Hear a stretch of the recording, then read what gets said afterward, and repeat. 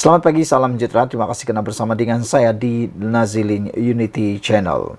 Ini satu lagi pendedahan terkini di mahkamah dalam perbicaraan Rosmah Mansur melibatkan pengubahan wang haram.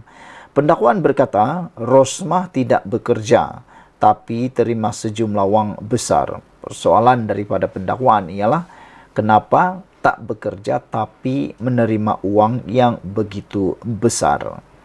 Pihak pendakwaan akan membuktikan bahawa Datin Seri Rosmah Mansur yang tidak bekerja telah menerima sejumlah besar wang ke dalam akaun semasanya di Afin Bank Berhad yang menggunakannya untuk membayar bil telefon dan kad kredit yang ditanggung olehnya dan ahli keluarga. Timbalan Pendakwa Raya Ahmad Akram Garib berkata, isteri Datuk Seri Najib Razak itu tidak mempunyai sumber bebas daripada sebarang pendapatan yang sah membuat pembayaran bil telefon dan kad kredit melalui cek yang ditandatanganinya. Pada setiap masa hingga pertuduhan di mahkamah, tertuduh tidak bekerja. Wang itu didepositkan ke dalam akaun bank semasa di Afin Bank Berhad. Jumlah wang yang didepositkan tidak setara dengan kemampuan tertuduh. Tertuduh menggunakan khidmat seorang individu iaitu Roslan Syari untuk membuat deposit ini bagi pihaknya. Roslan menjadi pengurus rumah kediaman Kompleks Sri Perdana di Putrajaya. Wang dalam deposit ini menjadi subjek pertuduhan pertama hingga ke-12 dalam kes ini, kata beliau dalam pernyataan pembukaannya pada hari pertama perbicaraan kes pengubahan wang haram yang dihadapi Rosmah di hadapan Hakim Mahkamah Tinggi K. Muniandi. Ahmad Akram berkata, wang berkenaan tidak pernah dimaklumkan kepada Lembaga Hasil Dalam Negeri LHDN seperti yang dikehendaki oleh undang-undang dan cukai pendapatan juga tidak pernah dibayar terhadap wang berkenaan. Oleh itu, Ahmad Akram berkata, pihak pendakwaan akan membuktikan bahawa ketika disoal siasat oleh pegawai SPRM, tertuduh telah membuat kenyataan palsu berhubung wang yang dimasukkan ke dalam akaunnya.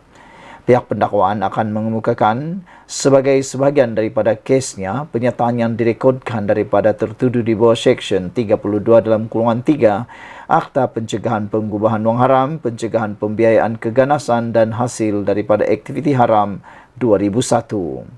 Adalah menjadi kes pendakwaan bahawa apabila keseluruhan keterangan dipertimbangkan secara menyeluruh, kelakuan tertuduh dalam semua keadaan kes itu secara adil menyokong kesimpulan yang tidak dapat ditolak bahawa deposit yang dipersoalkan adalah hasil daripada aktiviti yang menyalahi undang-undang yang bertentangan dengan Seksyen 4 dalam kurungan 1:1A.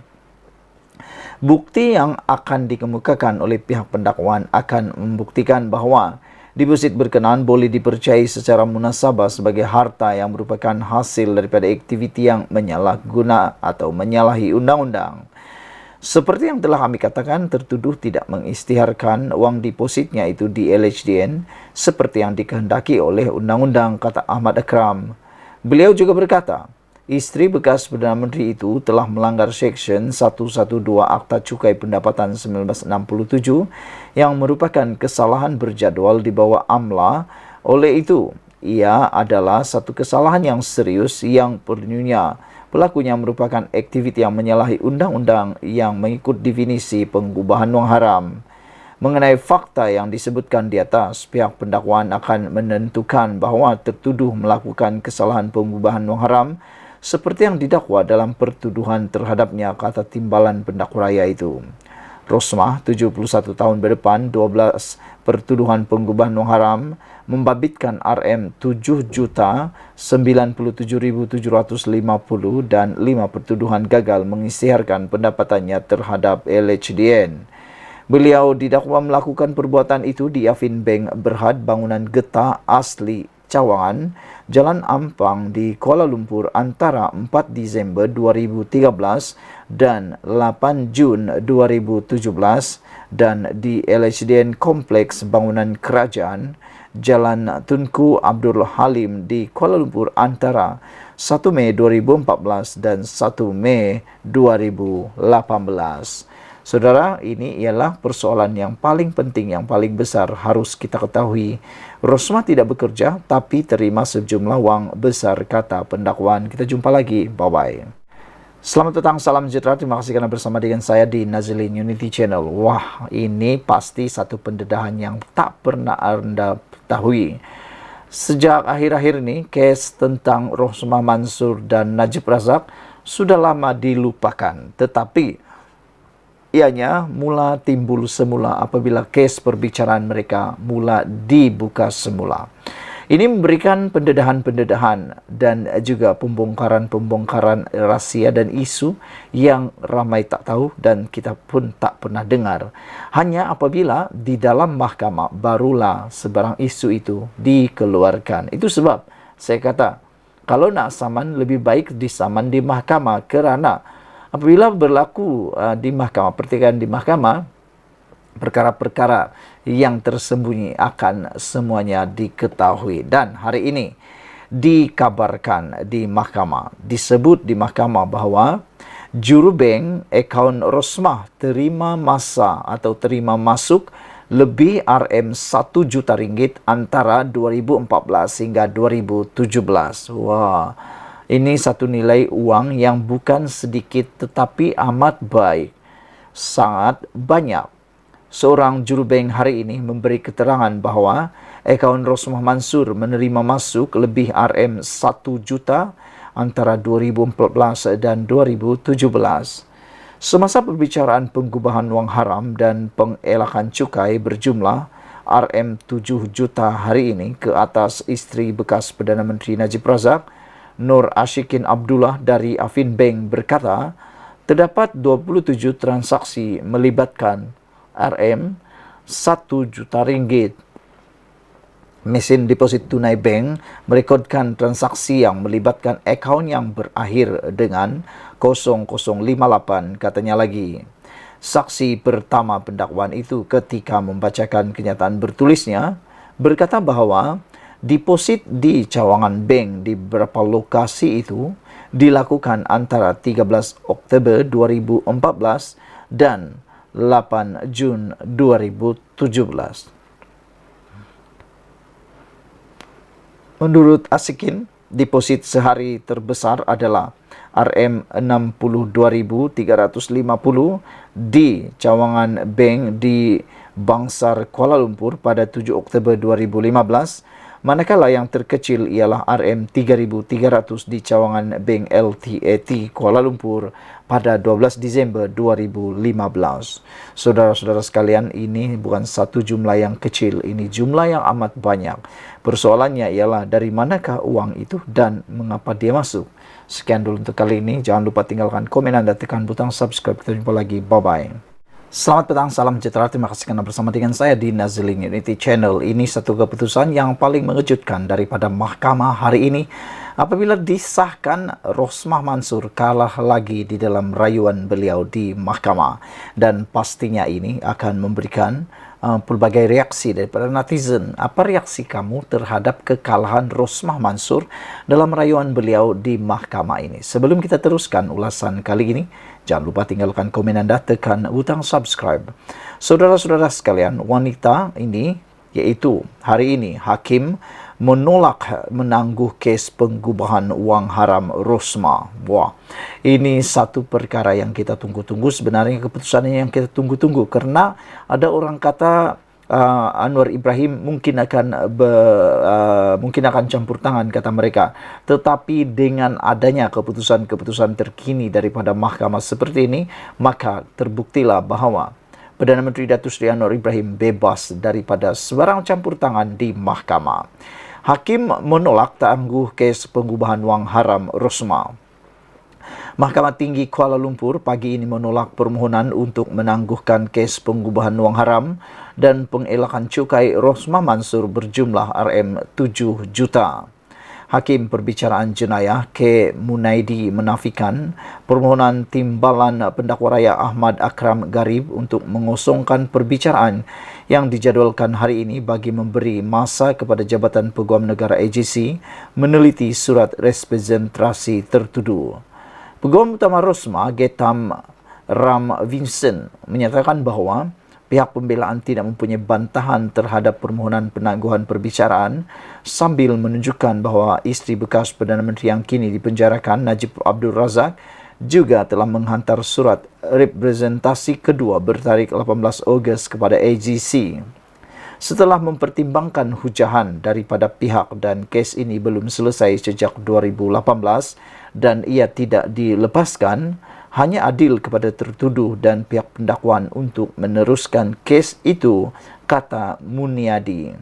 Jurubahasa mahkamah kemudian mula membacakan kepada Rosmah 12 pertuduhan pengubahan wang haram membabitkan RM RM797,750 dan 5 pertuduhan gagal mengisytiharkan pendapatannya kepada Lembaga Hasil Dalam Negeri LHDN untuk memulakan perbicaraan hari ini. Saudara-saudara sekalian, dengan keputusan luar biasa daripada mahkamah hari ini, maka ini akan memberikan kita satu petanda dan tunjuk bahawa negara ini sedang dalam jalan yang sangat bagus. Sekian dulu untuk kali ini. Jangan lupa tinggalkan komen Anda, tekan butang subscribe. Kita jumpa lagi. Bye-bye. Selamat petang, salam sejahtera. Terima kasih Anda bersama dengan saya di Nazilin Unity Channel. Ini satu pengakuan daripada Datuk Sri ataupun Tun Dr. Mahathir Mohamad yang paling kita tunggu-tunggu sekali. Akhirnya, kata Dr. Mahathir Mohamad, keterangan Zeti buktikan saya betul pecat Apandi. Wah, ini cerita tentang apa?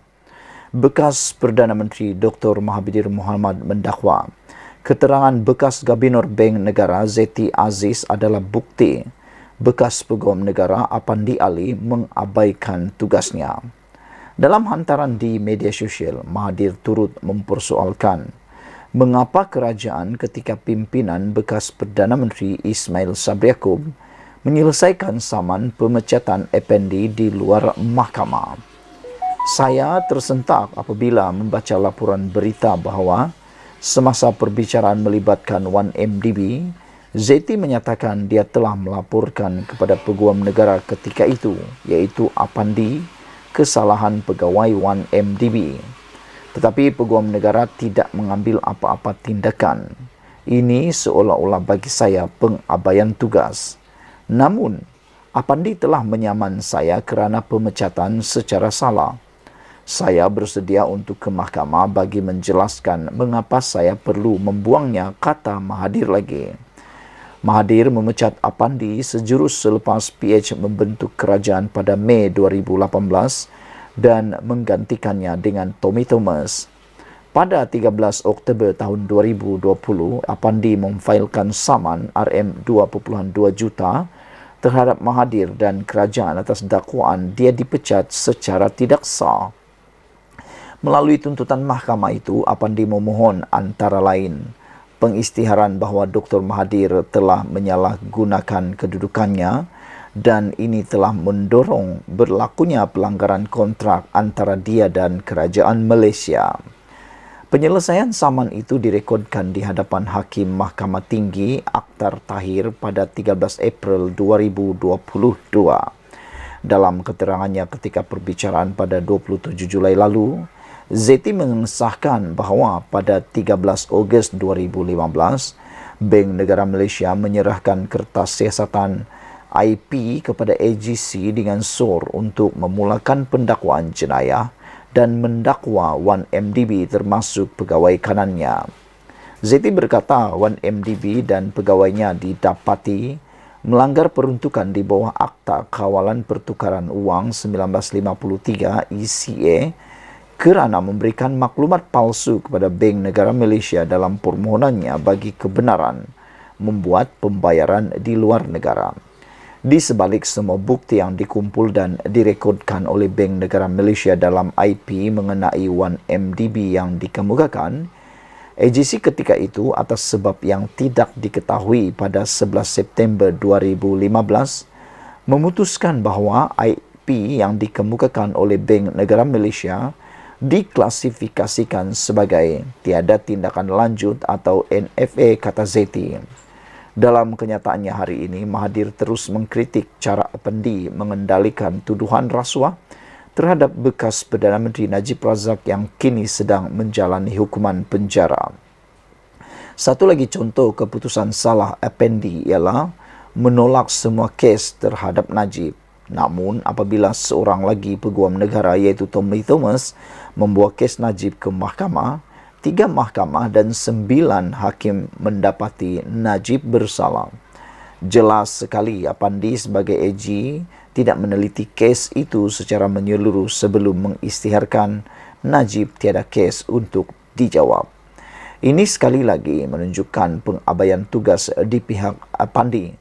Namun apabila dia menyaman kerajaan dan saya kerana pemecatan secara salah, kerajaan bersetuju untuk menyelesaikan kes di luar mahkamah dan memberikan Apandi sejumlah wang yang tidak diketahui untuk menggugurkan tindakannya menyaman kerajaan dan saya, kata Mahathir. Ini bermakna kerajaan bersetuju bahawa beliau telah dipecat secara salah. Saya bukan pihak dalam penyelesaian itu. Saya tidak bersetuju bahawa saya telah memecat Apandi secara salah. Kini laporan bahawa beliau gagal mengambil tindakan terhadap laporan oleh Bank Negara membuktikan beliau tidak menjalankan tugasnya sebagai AJ. Ini mewajarkan lagi pemecatannya sebagai AJ. Bahawa AJ seperti itu diberi pampasan dengan jumlah wang yang tidak diketahui tidak menggambarkan dengan baik kedaulatan undang-undang di negara ini, ujar Mahathir lagi. Apabila Mahathir membuat pengakuan dan pendedahan ini, mata dan pemikiran kita memang terbuka.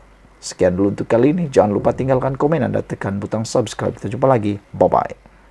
Selamat petang, salam sejahtera. Terima kasih kerana bersama dengan saya di Nazilin Unity Channel. Ini bukan main-main. Ini perkara yang sangat serius. Perbuatan gurauan boleh dipilih. Perbuatan gurauan harus berhati-hati. Mungkin pada kita gurauan tersebut adalah gurauan semata-mata. Tetapi bagi orang yang menerima gurauan tersebut, mungkin ianya akan membawa kesan yang amat dahsyat, besar dan membawa kesan sehingga ke akhir hayat. Perbuatan yang disangka hanya akan disangka boleh selesai sehari dua, mungkin ianya akan berlanjutan, apalagi apabila perbuatan gurauan tersebut telah dirakam dalam video dan telah tular.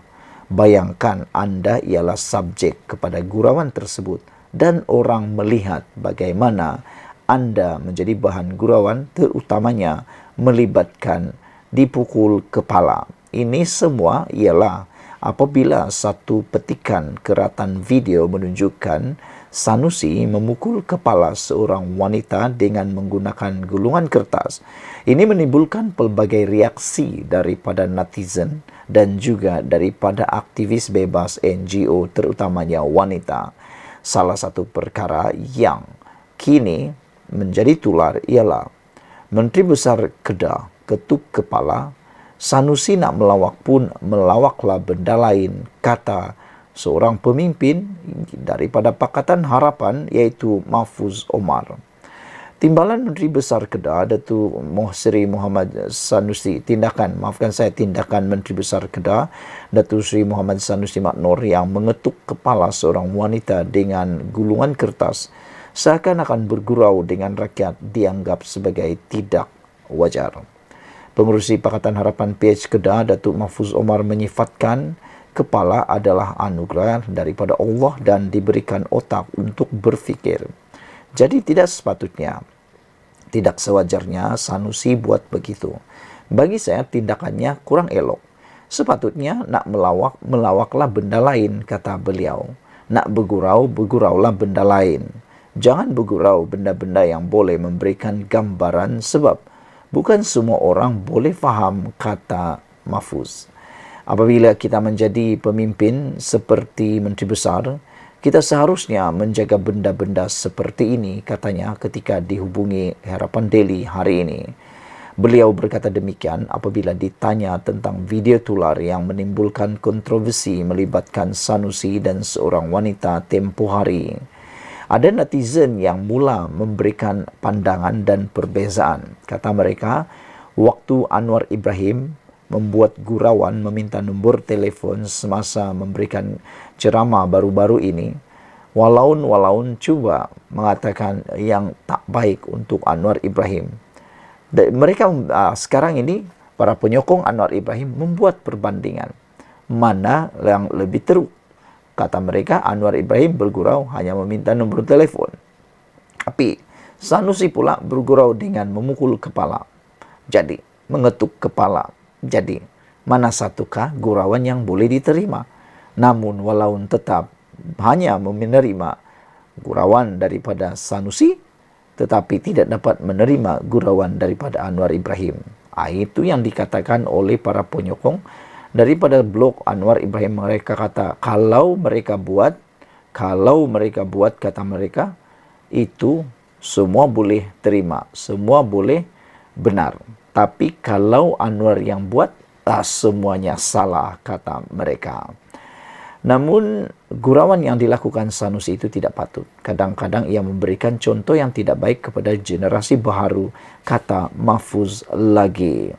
Mengulas lanjut, Mahfuz yang juga naib Presiden amanah menyifatkan masyarakat sememangnya akan berasa seronok jika seseorang pemimpin bergurau bersama mereka. Jadi kita coba elak. Apatah lagi lelaki dan perempuan.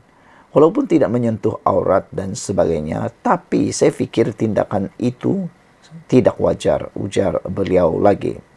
Baru-baru ini tular sebuah video berdurasi 18 saat yang menunjukkan tindakan ahli Dewan Undangan Negeri Adun Jeneri itu bergurau dengan mengetuk kepala seorang wanita menggunakan kertas mendapat perhatian warga maya. Kejadian tersebut turut disambut gelak tawa orang sekeliling yang menganggap ia sebagai jenaka biasa. Dan Sanusi juga telah